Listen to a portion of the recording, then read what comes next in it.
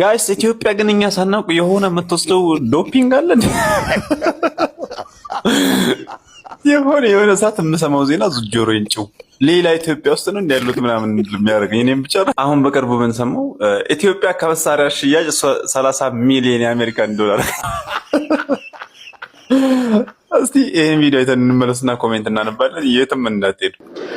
በዩክሬን ቀውስ ውስጥ ተሳትፎ እያደረጉ ያሉ ሁሉም አካላት ከድርጊታቸው እንዲታቀቡ ጠቅላይ ሚኒስትር አብይ አህመድ ጠየቁ።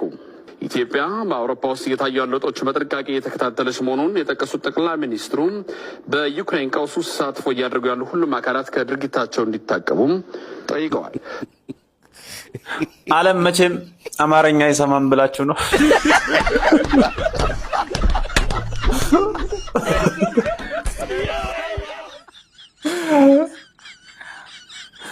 ጋዜጠኛው ራሱ ዜናውን ሳይስቅ በመጨረሱ ሊደነቅ ይገባል።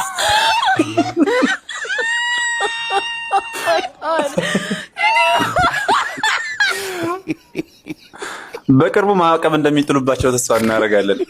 አዎ ሳይብል ሳያድር የእጃቸውን ማግኘት አለባቸው። ምዕራባውያንና አሜሪካውያን ጠግበዋል።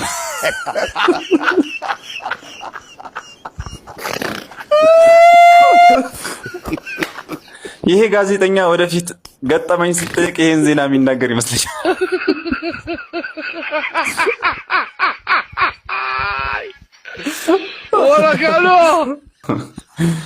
አይ ጥሩ እኮ ነው የምር ይበል የሚያሰኘው። ኧረ ተውኝ።